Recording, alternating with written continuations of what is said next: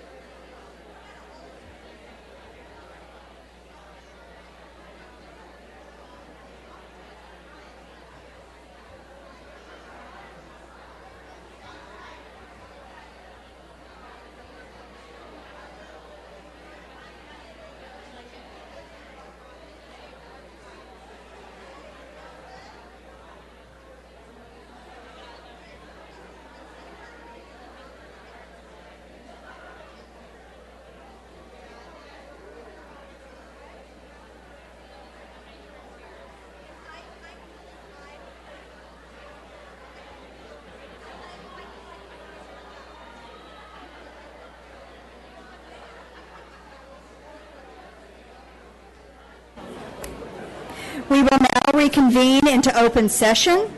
The time is 7 p.m. Please join us as two Special Olympic athletes lead us in our pledges, Avery Harbor and Brady Vaughn.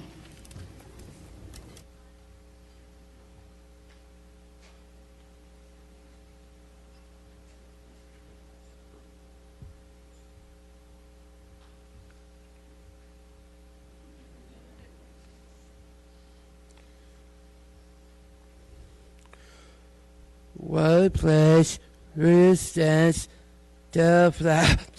Sorry. Pledge allegiance to the flag of the United States of America, and to the republic for this stands, one nation, under God, indivisible, liberty, justice for all.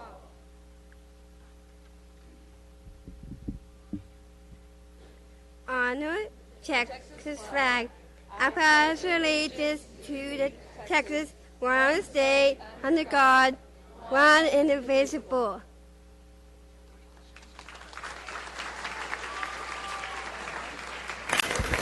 Don't go away. We're going to talk about you now. Avery, Brady, don't go away. We're going to talk about you. Some fun facts about Avery. Avery enjoys dancing, singing, hanging out with her friends. Her favorite Special Olympic sport is swimming. She thought the state meet was fun and said her team was so sweet. Avery said her favorite teacher was Miss Wooten from Marcus because she believes in me. And Avery's favorite coach is Amy from swim because she is nice, cute, and funny, and that Coach Amy pushes her harder at swim. Avery is a participant in LISD's Project Search.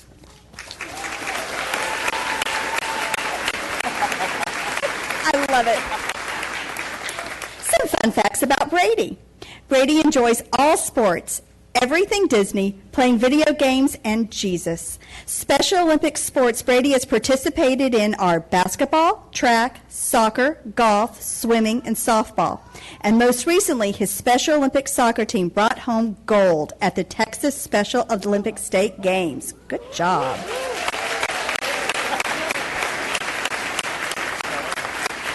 Brady is a 2022 graduate of Hebron High School, go Hawks, where he played football and was crowned homecoming king by his peers. Brady also participates in LISD's Focus on the Future. Good job, guys. Are there parents here? Could you stand, please, so we can recognize you?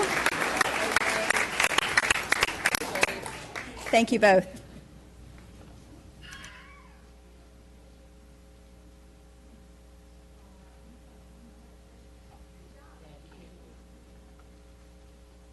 And also, congratulations on 40 years for the Special Olympics. It's quite an accomplishment.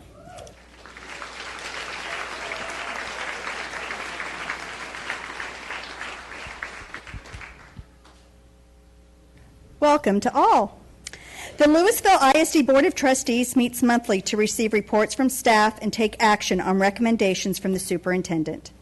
The board receives the agenda and all supporting documentation 10 days in advance of these regular meetings, which allows us to ask and receive answers to many of our questions. The board also meets regularly scheduled workshops and work sessions where staff discussions and presentations are given for many of the agenda items.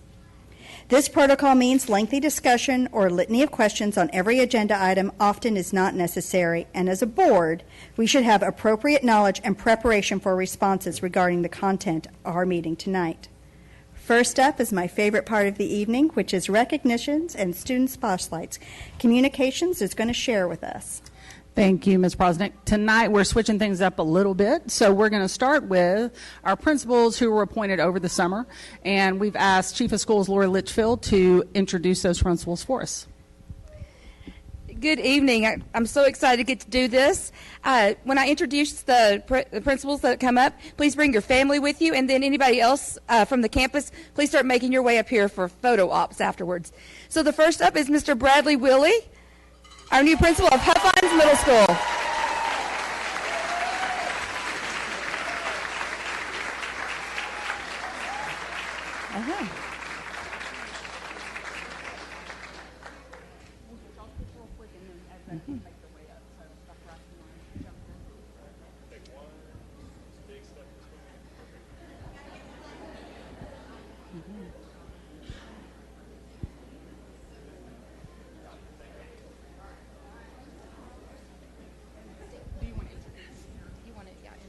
Yes. Awesome. Well, thank you all so much. Tonight I have with me in my arms, this is Indiana. He is my son, going to be 2 in November. Right here is my wife, Camille. Vivian is down here on the floor, she is 4. And then my mother-in-law is with us tonight to celebrate. So thank you all so very much. And then I've got the rest of the Huskies. Come on up here, guys. Come on.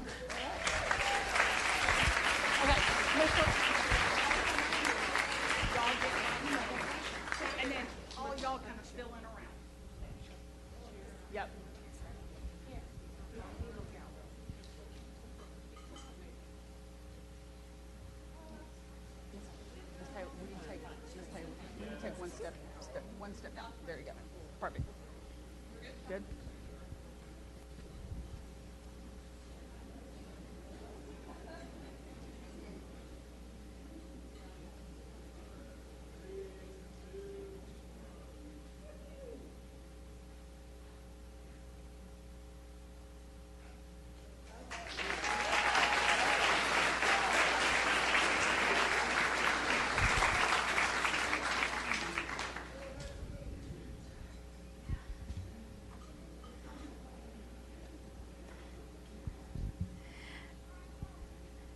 Our next principal that I'd like to introduce is Mr. Matthew Morris, the new principal of Lakeview Middle School.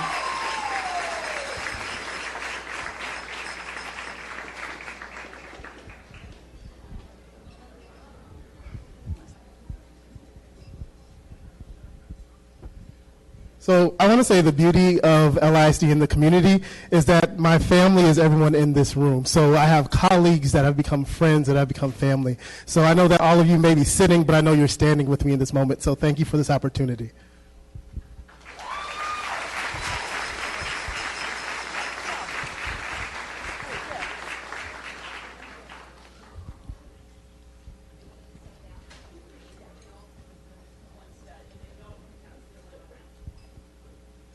Y'all come on and go kind of on this side a little bit.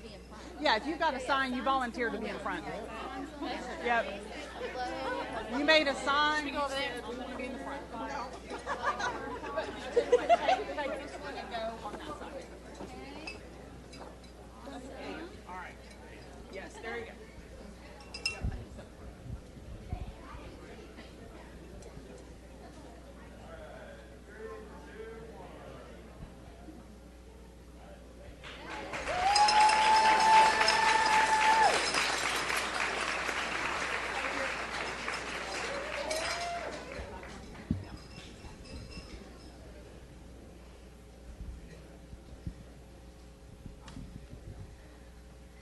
And our last principal that I have the honor of introducing tonight is Ms. Stephanie Gore, our new LHS Killer principal.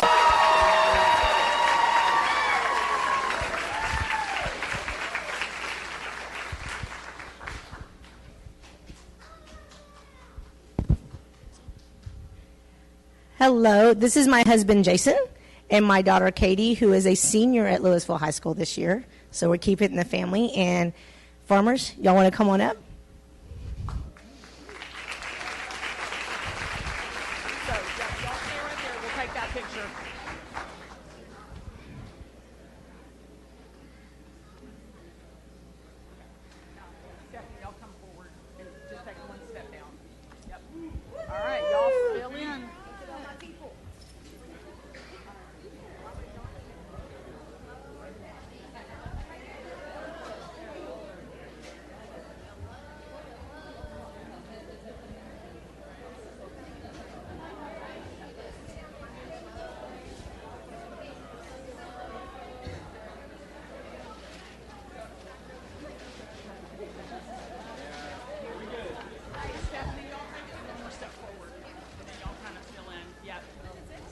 Yeah, y'all come down on this same row. Yep.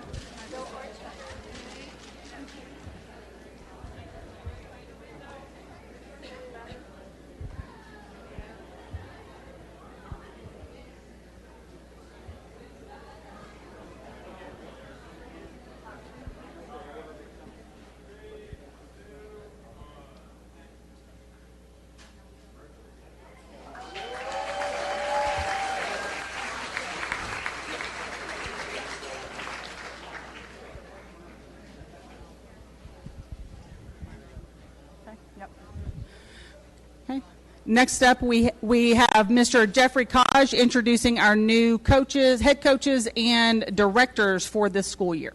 Very good. Thank you all for being here for us to recognize our head varsity coaches and lead directors.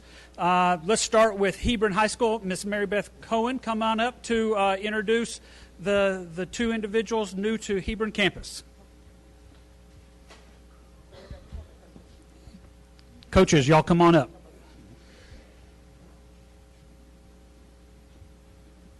Okay. First, we have Corey Farah, who's our new head baseball coach.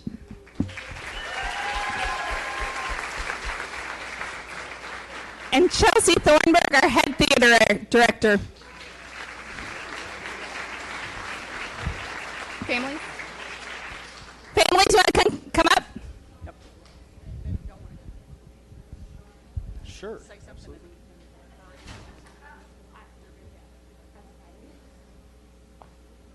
This is my family. This is Lindsay Farah, and this is Tatum Farah and Tobias Farah. Say hi. It's just me. So. All right.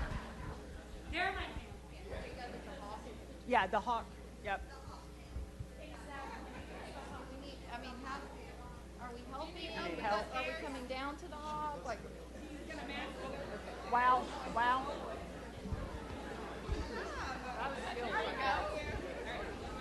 All right.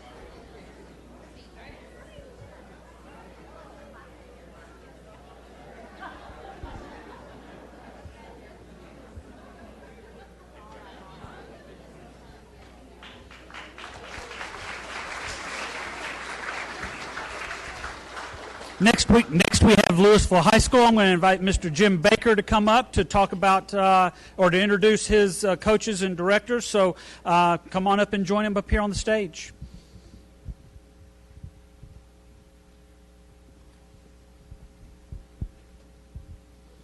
All right, good evening, everybody. I wanted to fake fall, but I thought I would really fall. So I thought, never mind. Okay, well, if our folks will come up, I'll announce you all together. So we have three amazing new leaders at Lewisville High School.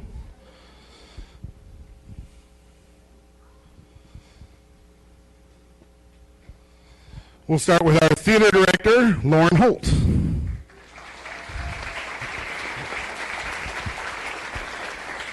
And our farmerette director, Hannah Pasquale. And our head cross-country and track coach, Emmanuel Malum. Three amazing farmers, so thank you so much. Your families should come up for the picture. And Big John, come on.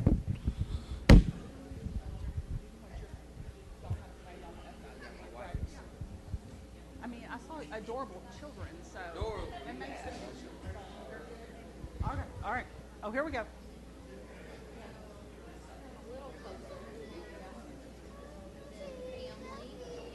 Yeah. Here you go. Here, let's introduce. I got introduced. All right. Introduce them. You got a whole crew. Stop. All right. Good evening. How y'all doing? I want to thank Christy Lives and Mr. Baker for giving me the opportunity to be a farmer head coach, and I'm excited for the journey, opportunity to motivate these young men and women to be excelling in their sport, also as students and also in the athletic field. I have my son over here, Emmanuel Jr., my wife, Melissa, my two nephews, Noah and Jonah, and grandma, grandpa, sister, and my brother-in-law.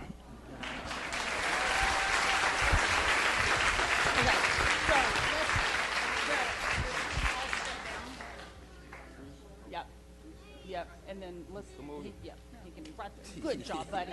All right. And then y'all can just fill kind of right in over here. You're doing good, buddy. You got it. Yeah, y'all just come. Yep, there you go. Perfect. Yep. All right.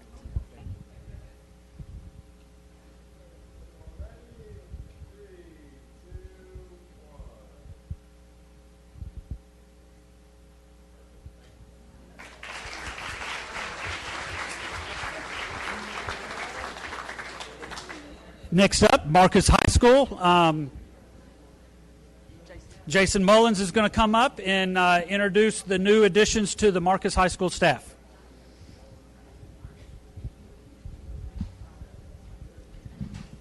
Thank you very much. First off, I'd like to introduce our new head football coach, Coach Mike Alexander.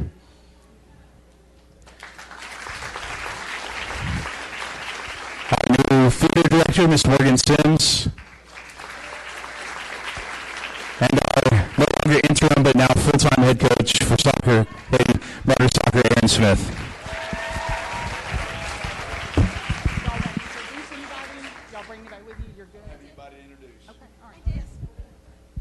My husband of 1 month, Taylor Smith.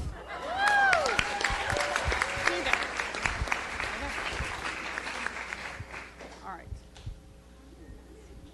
So y'all just take one step forward just to the edge. Yeah, I think we can get everybody. Just find a window. Miss Drinkwater. Come on now. You got to show your face, man.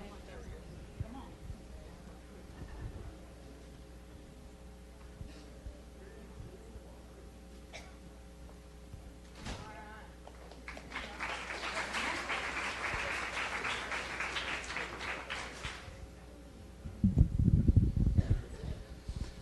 Last of our athletic and fine arts recognition, I'm going to have Dr. Tim Baxter come up to introduce his new addition to the group.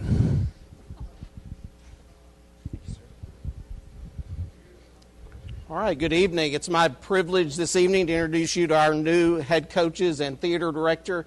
I first off have our new head volleyball coach, Kennedy Crank, a TCHS alumni. I have our new softball coach, Ashley Wilkerson, also a TCHS alumni as well. Ashley's taken over for her mom, Dina Coleman, who was our head softball coach, and you will see Dina did not stay out of coaching long. She's not able to be here tonight, but she is our new head girls wrestling coach. And then we also have our new boys head wrestling coach sliding over. He was the girls wrestling coach last year, and now our head boys wrestling coach, Ryan Baku. Okay, also brand new to us this year is our new theater at the Colony director, Tucker Young. All right, if we have any family out there, come on up, as well as our athletic coordinator, Rudy Rangel. Just to the edge of this. Right there. Perfect. Go that way, one scoop. Good. All right.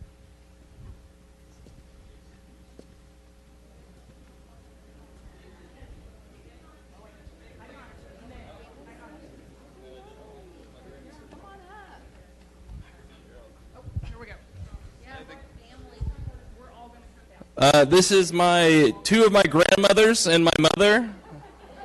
Two of my brothers are getting married, and we had our bridal showers this weekend, so we get to celebrate everybody's wedding. Step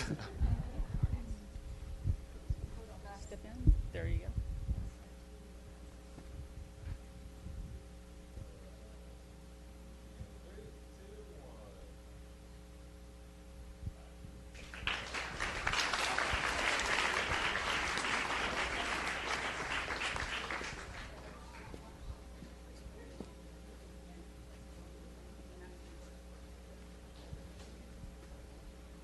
Since 1983, the Lewisville ISD Special Olympics teams has been dedicated to offering year-round sports training, fostering self-confidence, and nurturing leadership skills among its student athletes and alumni.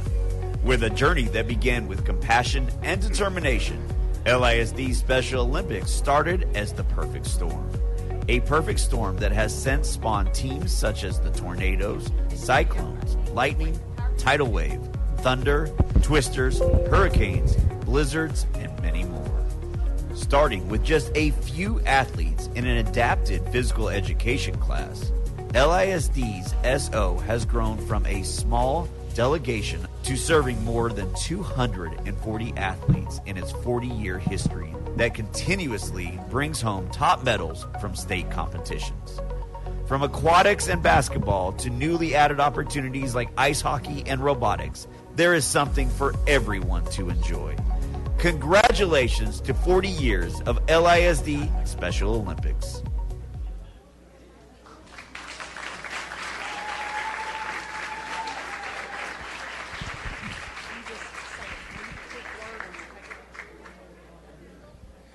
Okay. thank you so much. 40 years, it's been quick. And my thank you to the whole school district for 40 years of support. If it wasn't for that, I don't think we'd have near the athletes and the parents and everything to do with this organization. So for the district and the special ed department, I'd like to thank everybody. And by the way, my name is Jim Domer. I've been doing this since I was real young, 40 years ago. So thank you to the school district. Thank you, Dr. Rapp, and the school board for everything you've done for us.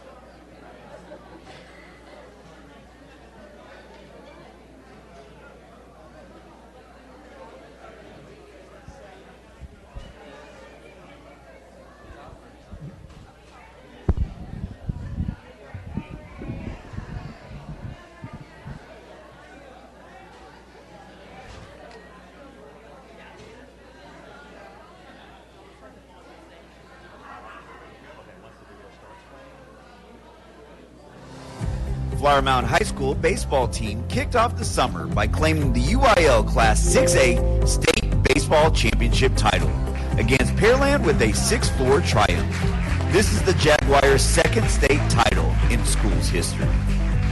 FMHS senior Adrian Rodriguez was named the state tournament MVP, and players Sam Erickson, Jacob Golston, Zach James, Josh Glasser, and Adrian Rodriguez were all named All-State players.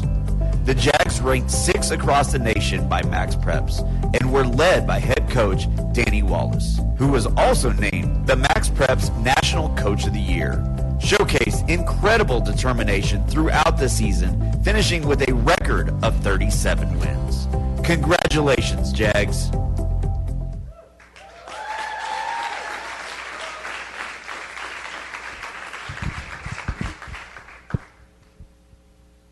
Good evening.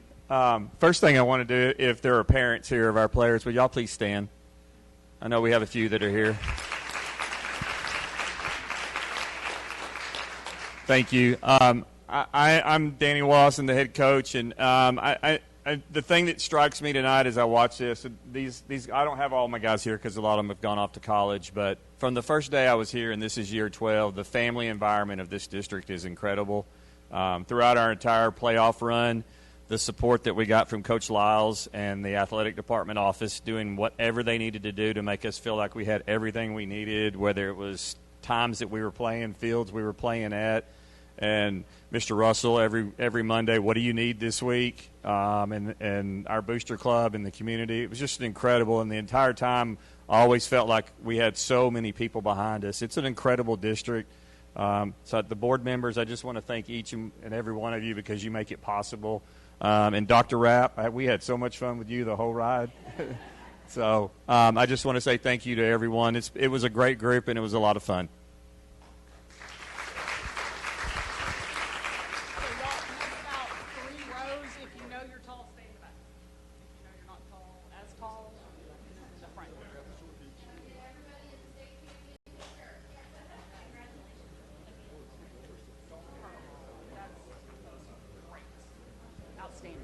Y'all just fill in. Miss Lasana, come down.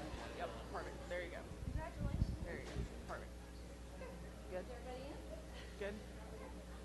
So look at the middle camera first, and then parents will let y'all take.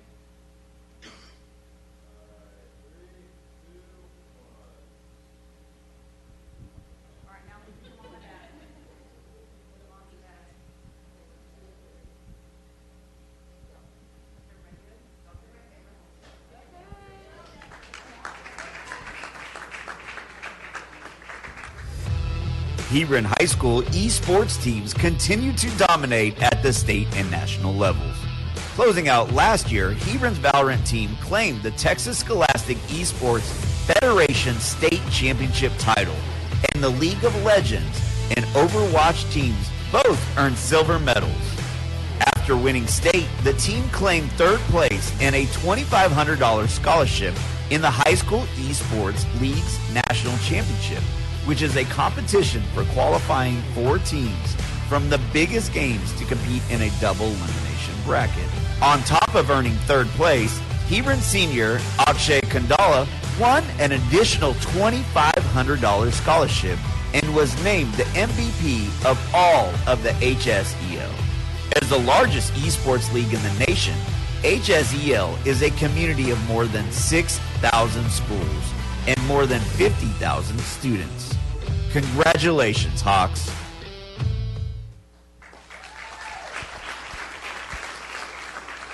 Thank you so much for allowing us to be here. We just started the program a couple years ago, and they've made about as big of a splash as you possibly can in 2 years. First year winning national, second place staying on the podium with third place, since we're hoping to snag first place back again this year. We've got our Nationals MVP here, Akshay Kandala, right here. We've got Josh Kim here, senior, coming in. Junior, Jacob Lutz. Senior, PJ Perello. And our only guy of the team to leave here, we've got Jack Liam off to UNT this year. Sad to see him go. Are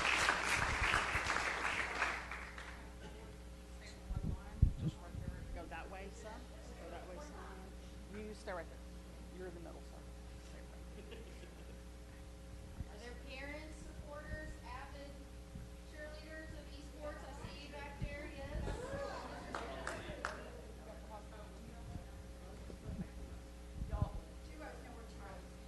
Come down one row and now we're kind of fill in.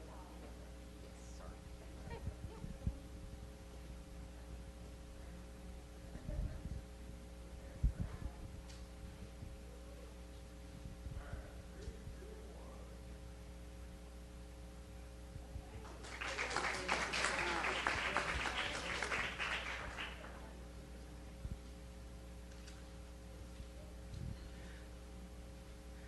And for our last recognition, I am turning it over to Board President, Ms. Jenny Prosnick. Thank you, Ms. Brim. We have some celebrations of our own up here. Our own Dr. Lori Rapp was named Superintendent of the Year by the Texas PTA.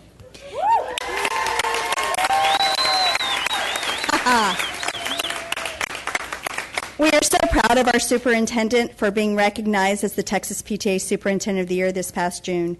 She was nominated by Jennifer Perry, LISD Council PTA's president, who I see is here, along with some other council cohorts. Some of us were able to celebrate her at the Texas PTA convention in July. Dr. Rapp was one of many superintendents from around the state who were nominated and asked to respond to questions about how to engage district students and families, how to empower PTA chapters, and more. PTA leadership reviewed her responses and discovered what we already knew, that Dr. Rapp is the best in Texas. I believe Dr. Rapp's actions speak even louder than her words, and this was proven when I learned that she joined every single PTA campus in LISD before the school year started. We are so grateful for a leader who is so dedicated to PTA's mission and making every child's potential reality. Congratulations, Dr. Rapp.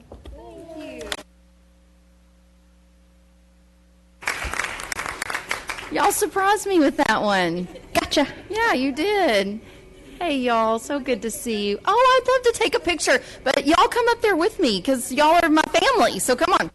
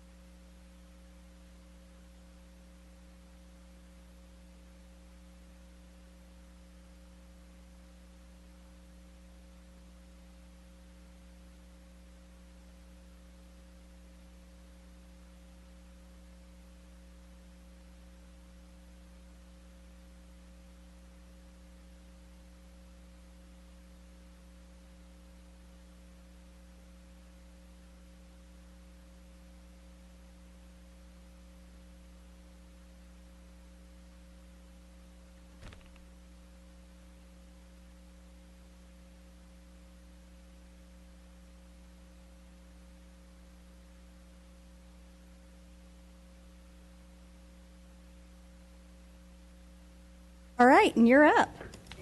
Great. Okay, board, thank you so much. I do have a few things that I want to update you about this month, so we'll do a quick wrap rundown. I'm actually going to also get Ms. Gall to help me with a portion of this.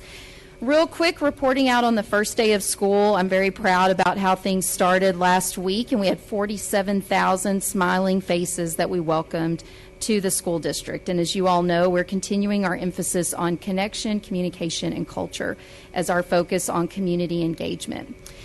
I thank you all for all of you who could join us in person, and I know all of you on the board that couldn't be there, you were with us in spirit. We had an amazing time at the feeder pattern pep rallies to kick off the school year, and I'm so appreciative for the staff and their energy and excitement.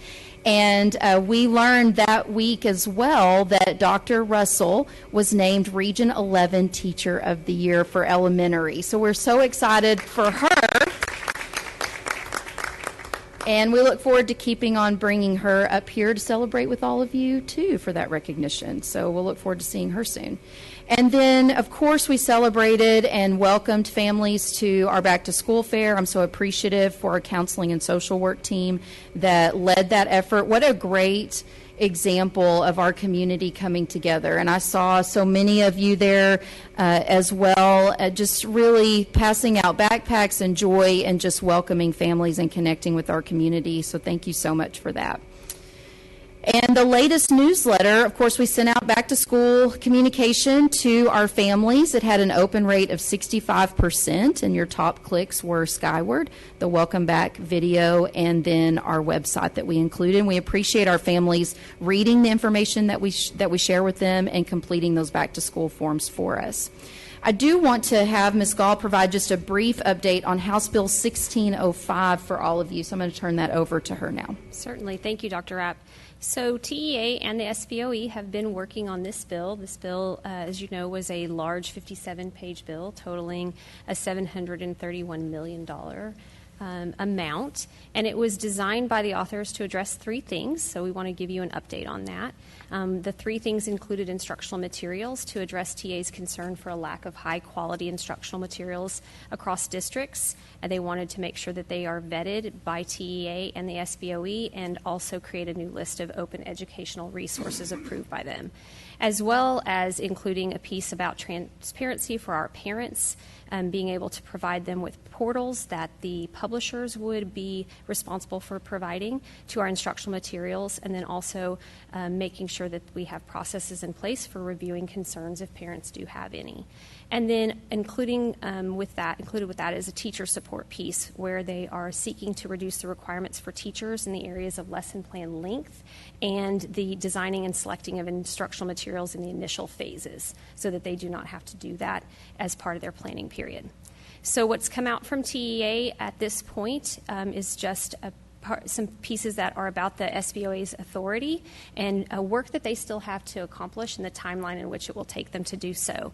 In this slide in particular, it talks about how the instructional materials and review process will need to include certain components in order for materials to meet the standard, and they will include the TEKS coverage, quality, suitability for grade, etc., so that we make sure that all of the materials that we are authorized to provide do meet the standards.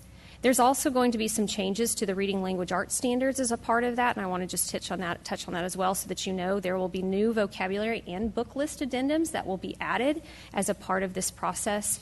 And then, of course, the parent transparency is something they're addressing as well. You can see on this slide here that the timeline that it's going to take for implementation is going to take a considerable amount of time in order for them to get to where our materials are available for us across all content areas. It does remove the proclamation process, so there's going to be a change in how the TEKS revisions are conducted.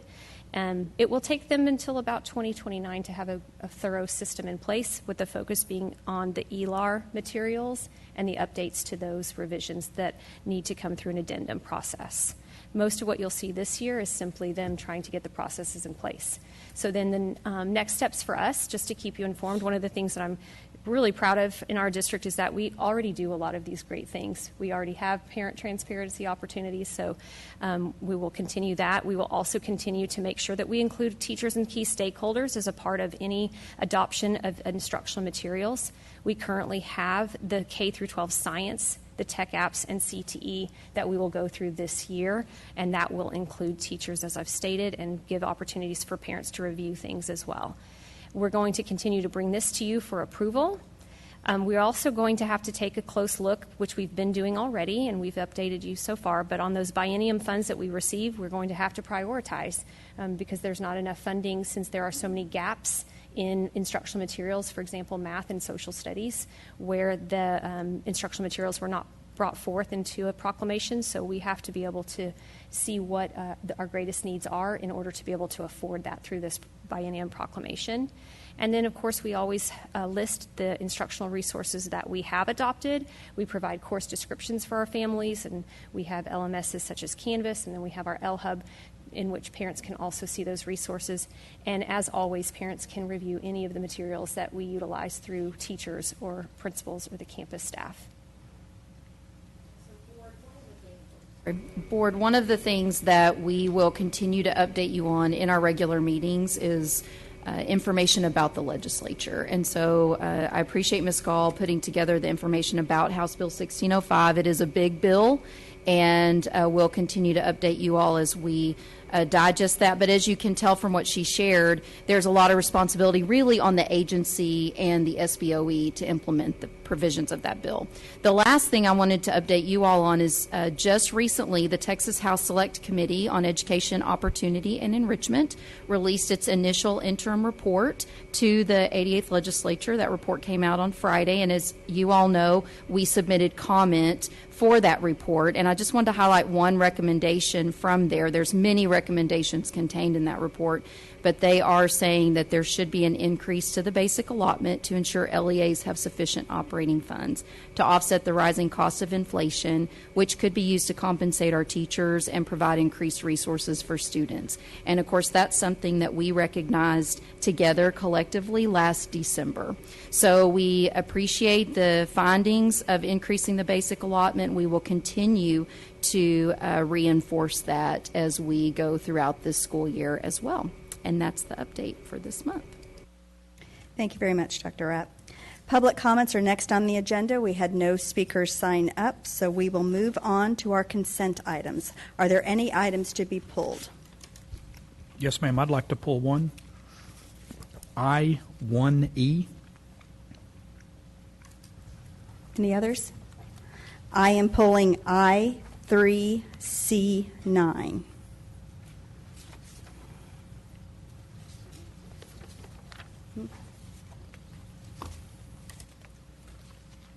Pardon?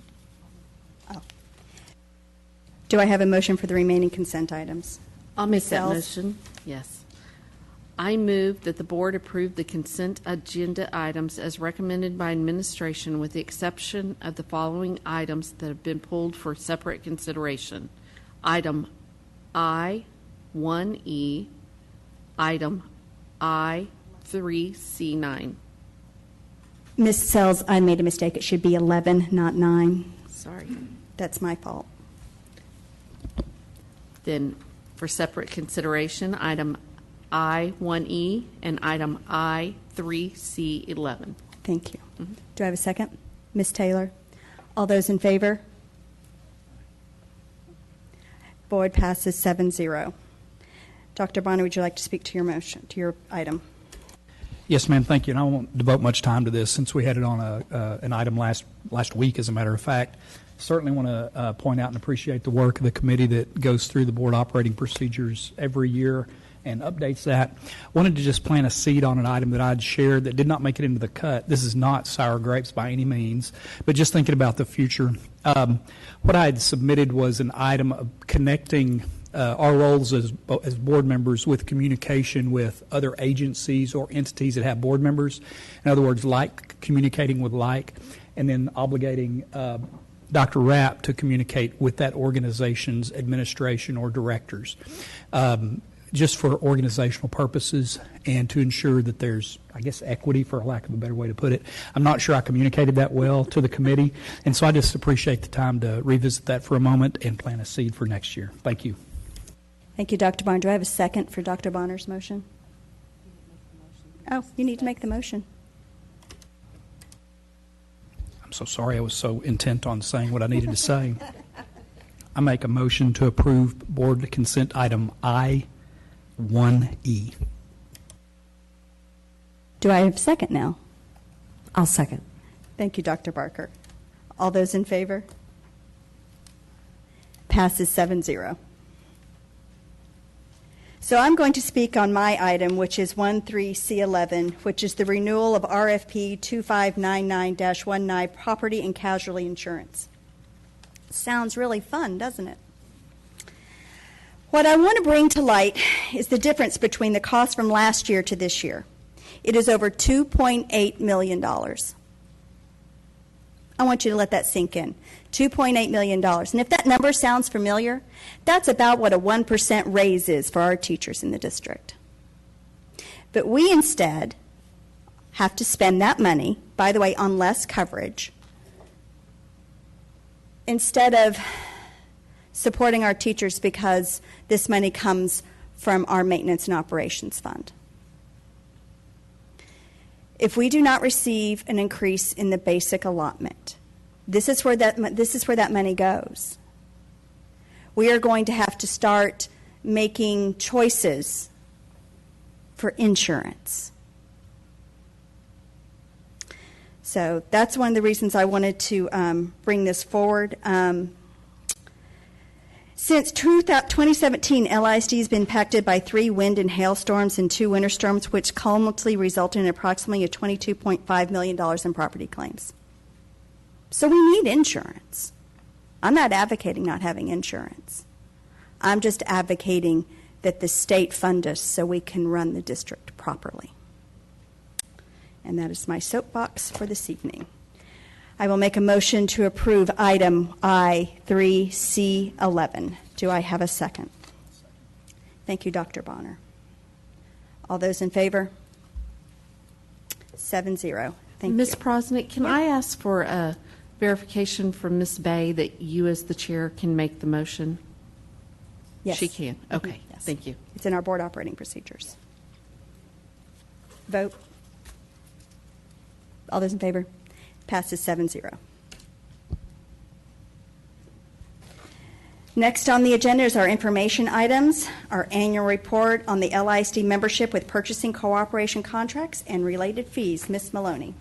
Thank you, President Prosnick, Dr. Rapp, members of the board. This is our annual requirement report for our cooperative memberships. We are reporting out on the fees that we pay into the co-ops at $250 and the fees that our vendors also pay. We're also reporting out on the rebates that we receive from said cooperatives. This is an information item only. No action is needed, and all of the cooperatives are listed there for you. Any questions? Moving on. It's our employee handbook time, Ms. Smith. It is. So each year we take an opportunity to look at policy changes that have come from the legislature or just policy guidance that has changed, as well as send out to all of the departments changes that they might see the need to address in the employee handbook. And as we all know, the handbook serves as a guide for our employees as to what are best practices and rules and procedures in the district. So with that, tonight I'm just going to go over and hit the highlights of pieces of information that were updated and why that information or how that information has changed. One of the first changes is not the Pump Act has been around, but the change has occurred in that the Pump Act now includes a provision where we require employees to notify their employer if they believe that for some reason we're out of compliance, and then they have to give the district 10 days to become into compliance before they can make any type of liability claim against us. So that is new and added to the law. An additional new law that was added is the Pregnant Workers Fairness Act. This act became effective June 23rd. It just expands federal law that currently provides for accommodations of pregnant employees, and it provides consideration of accommodations for employees who have known limitations related to pregnancy. An example of that might be the ability to sit for longer periods of time or the ability to have water, take a break, those types of things. Under jury duty, of course, we allow employees to take jury duty, but the change that has occurred in the employee handbook is the payroll office has asked us to require that the employee provide the district a copy of the work certificate that they receive at the end of service. So this allows us to have documentation as to why they're absent. Further, we are requiring employees to submit documentation of their need for leave due to court appearances. So it's the documentation that is new. Our dress code changed just a little. The dress code simply states that an employee's dress and grooming shall be clean, neat, and in a manner appropriate for his or her assignment. When you scoot on down, it talks about the standards are set out herein and are intended to promote community values, to enhance an orderly educational environment, and shall not be applied to discriminate or unlawfully infringe on any individual's religious beliefs or protected speech.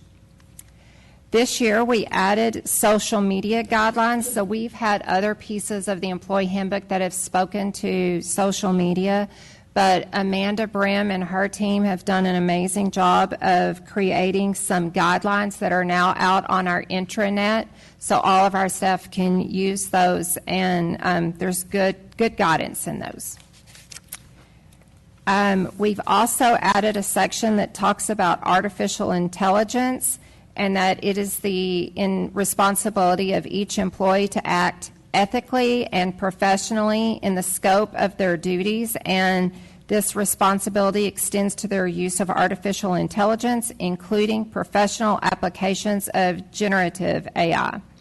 And we go further to state that they have to employees should respect the intellectual property rights of others and refrain from using generative AI to infringe upon copyrights, trademarks, and patents.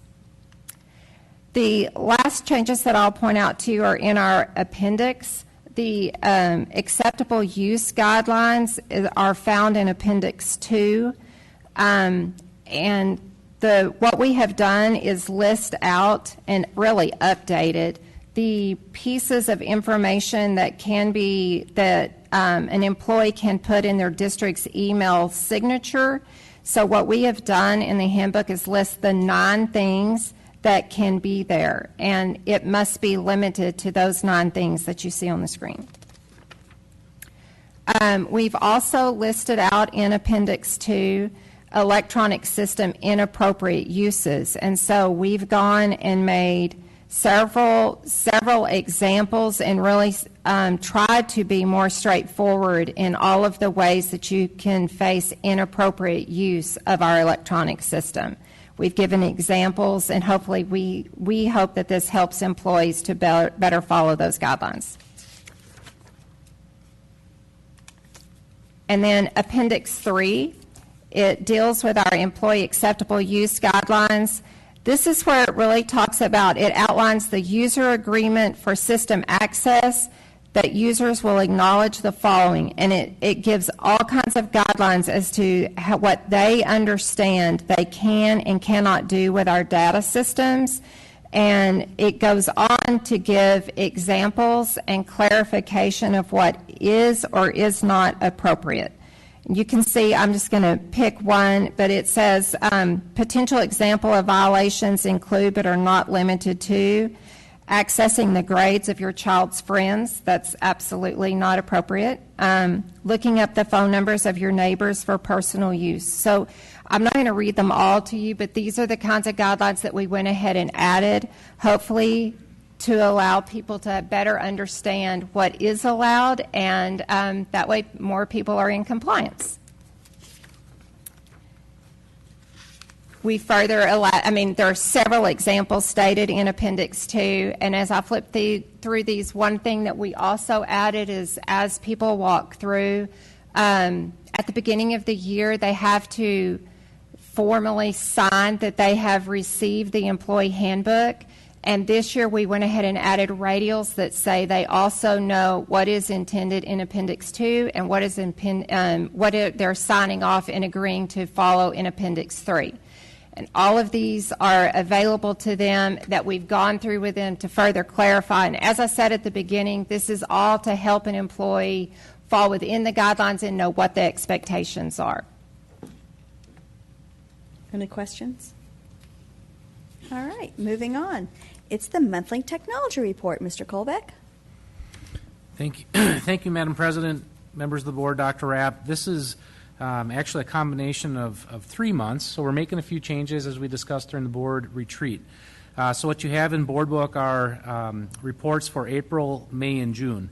And I want to point out in June, you're going to see basically a new format based upon some new software that we're using. And also I want to point out that could change a little bit as we continue.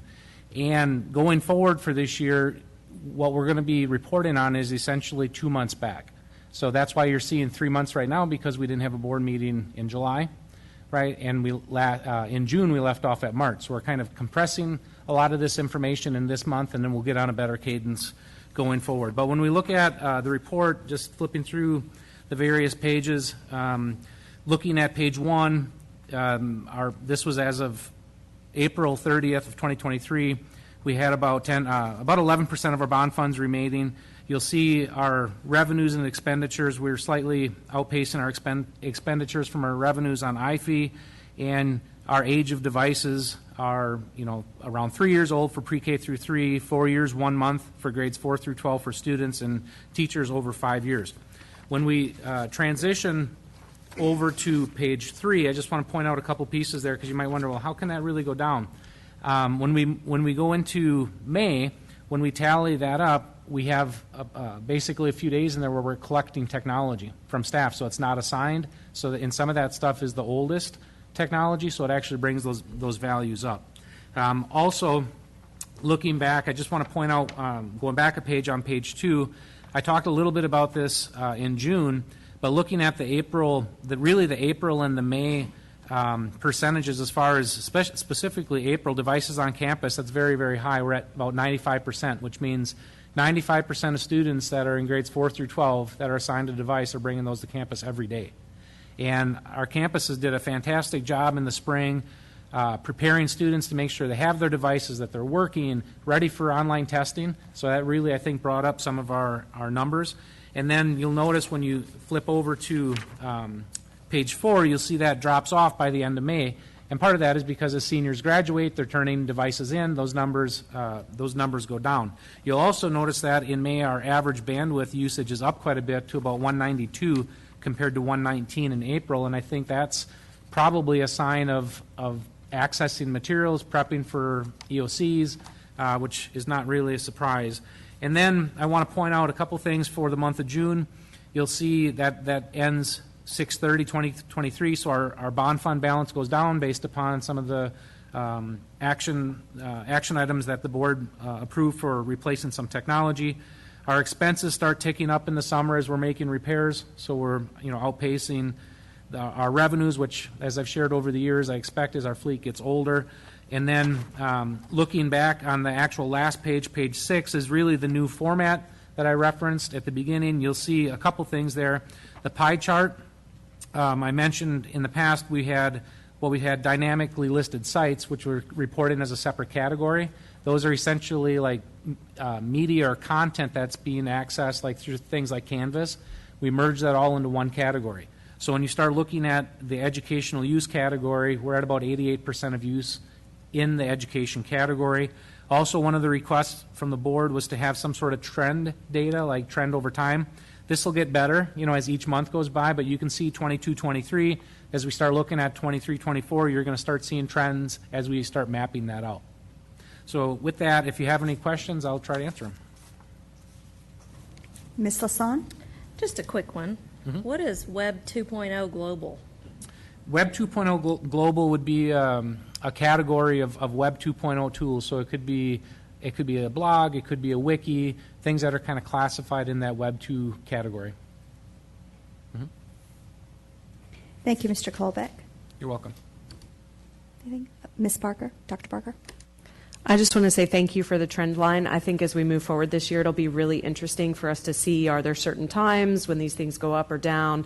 Are we seeing normalization because of X, Y, and Z? So I'm just really excited to see what that data shows us moving into this year. So thank you for producing that. You're welcome.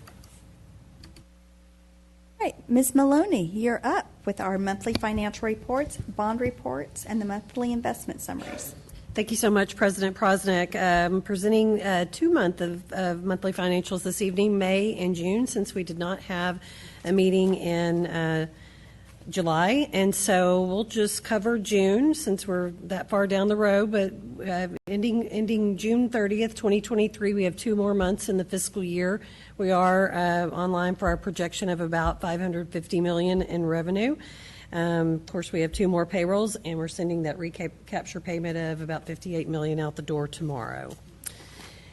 In the Child Nutrition Fund, the expenses, as we talked about last Monday, are coming in less, but we are going to roll that into the next year and continue with our spend-down plan. We're making our debt service payment tomorrow, along with our defeasance payment tomorrow, and we got a lot of money going out the door, and so that makes us all a little bit on edge in the finance department, but that is what is happening. On page 331, I always draw your attention to the ARP ESSER 3, about halfway down the page. That would be Fund 282.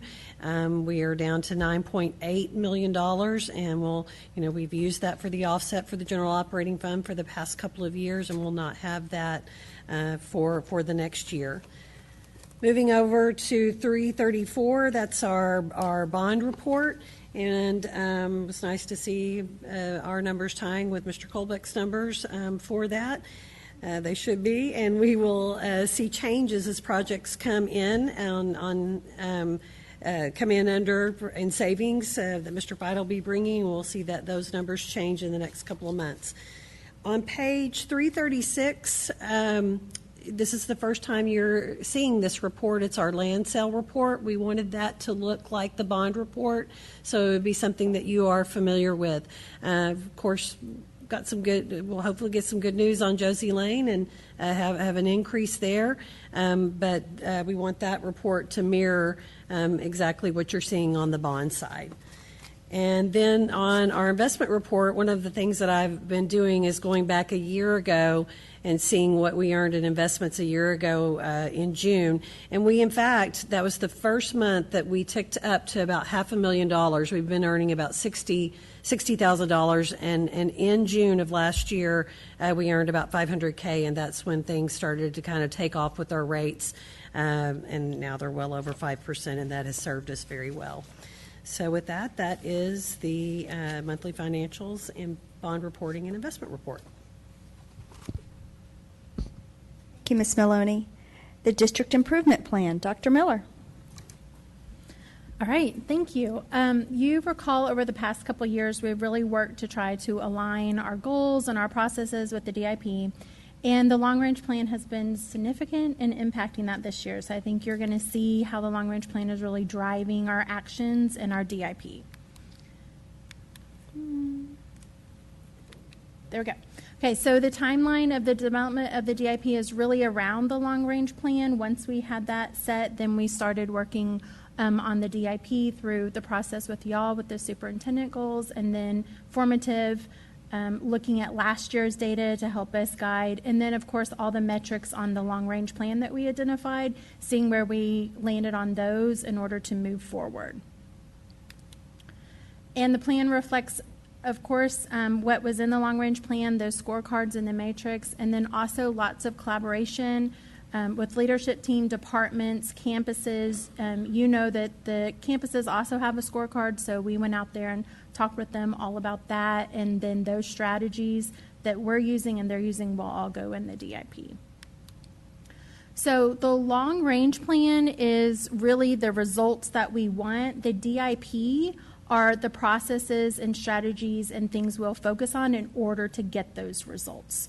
So the DIP is structured just like the long-range plan was. So we had, remember, 5 goals in the long-range plan. We have 2 additional goals in our DIP because those are federal and state requirements or mandates that we put in there.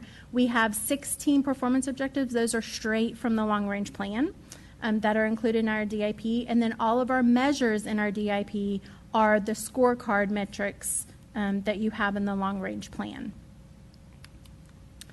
The format, this is what you'll see each time that you get a review. It's very similar. We'll use Plan for Learning still, so it's very similar, but you'll see the goal is straight from the long-range plan. The performance objectives are straight from long-range plan. What data sources we're using are from the long-range plan. And then our strategies are, so what are our actions or our things that the processes we're going to drive in order to get those results. One thing different you'll notice is there's 3 formative reviews. In the past, we have 4. So we're going to talk about why that's like that here in a second. But we have been very strategic in a process that we are using in order to continually look at and monitor the progress we're making. And so those dates that are in the formative up there now are really when we have meaningful data that we can reflect on and look that aligns to the metrics. Okay, so, and then I'm going to come back here in one second, but let me tell you. So the CIP is very similar to the DIP, but it will have all of the performance objectives in it, but we're really wanting campuses to be intentional about their focus this year. So I just said we have 16 performance objectives. Well, it's really hard to focus intentionally on 16 things. And so we had them look at their scorecard and the things that they identified as they want to target. Some of them were things they wanted to improve. Some things they've been improving, and they now need to work to maintain that so it doesn't slide back. So every campus has identified 3 key priorities. And then we have also said, like 1.1, which is student learning, that needs to be a priority for everybody. 5.1, that is our 3 C's, community engagement, that needs to be a priority for everyone. So they will have specific strategies for their 3 priorities and then the things that the district said. We also included 2.6, which is actually not a performance objective in long-range plan, but it's the discipline goal. So every campus will have a behavior goal based on their data, and that will be in their CIP as in the student experience. Okay, so how will you know what campus has what priorities? If you, when you look at their CIP, do you see that little red arrow? It will say it is a high priority. If it's their, so in their CIP, whenever those are all printed out and put on the website, it will have that there. So this one is 1.1 because remember we said that's a district priority, so everyone has it as a high priority, and then you can go through and see which ones they have as high priority. Okay, so now why was there only 3 formative reviews? Because we looked at, so based on the things that we said that were measures that were really important to us for our scorecard for the long-range plan, when do we get that data? Like when will we know how we're progressing or what we're doing, how it's impacting? And it fell in those months. So in those months, November, February, and May, campuses and departments will come together to look at that data to get a preliminary, okay, how are we doing? Let's do some formal review. And then the next month, we will report out on how it's all going. Remember, we talked about campuses will signal. So then in December, we can say 27 campuses are signaling blank, 27 are signaling, so that you'll have a better idea, a more meaningful review of where we stand on the metrics that we've identified. And then student learning, Sarah will do those on the same kind of pulse that we're doing the reviews. So one thing that we wanted to share, because you got the draft of the DIP, was the goals for student learning for the iStation look a little different. So as you got in board notes that we knew last year there were some things, Sarah, correct me if I say something wrong, okay? We knew that there was some data that wasn't looking right in iStation. So Sarah kept talking to iStation and they re-looked at that and found that some overall scores were off. So when the new calculation came back, actually all of our groups increased. We hit all of our goals except for one group, and that group we closed some gaps, and we're off by 5 kids for making that goal. So because of that, we had to kind of reset. So that's why that looks different than what you might have seen earlier. So, and Sarah, when she does her student update next month, then she will share more information about that.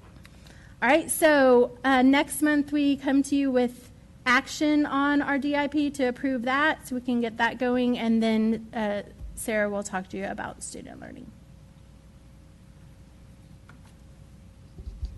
That's it. Are there any comments or questions? Well, I will say good work. I enjoy how, I'll use Mr. Covey's words, how the ripple effect of this for the plan. And thank you, Dr. Fitzhugh, for your advocacy on behalf of students. It's appreciated. Next up are our action items. First up is to consider adoption of alternative standard for House Bill 3. Ms. Bay. Thank you, Madam President.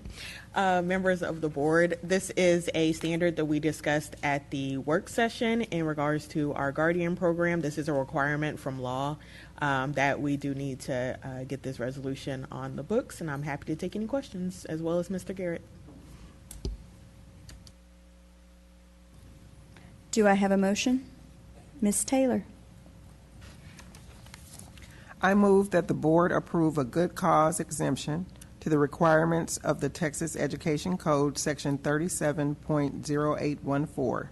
Direct the superintendent or designee to ensure the creation and maintenance of proper documentation of the district's compliance with Texas Education Code 37.0814 and the standards outlined in the attached resolution, and authorize the superintendent or designee to take all other reasonable steps necessary to effectuate the intent of said resolution.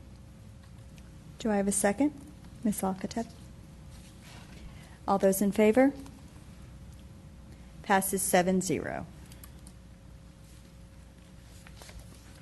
Next up, we have consider approval for TXVSN course review, process review waiver. Dr. Rapp. All right, I see Dr. Bigenho in the audience this evening for this. I appreciate all of his work with our VLA program. We have been bringing this to you before at the start of every year as they have courses that come up for renewal. We're able to waive those since the TEA hasn't really created a process for that, but we still have to waive it. So thank you, Dr. Bigenho, for submitting this and for all your work on the courses. Do I have a motion? Ms. Alcatel? I move that the board approve a 3-year waiver of the TXVSN course review process for the recommended courses as presented by administration. Second. Dr. Bonner. All those in favor? Passes 7-0. Next up on the agenda is consider selection of the TASB delegate and alternate for the 2023 Delegates Assembly. So I guess first, anybody want to volunteer to be our delegate and our alternate? You volunteer. Very nice, Ms. Taylor. Do I have someone volunteer to be an alternate? I'll tell you what, I'll do the alternate. All right, Dr. Bonner will be our alternate. Would somebody like to make a tradition? Would somebody like to make a motion? I'll make the motion, Madam Chair. I move that the board approve the selection of TASB delegate Sheila Taylor and alternate Dr. Betty Bonner for the 2023 Delegate Assembly, which will be held on Saturday, September 30th, 2023 in Dallas. So I have a second.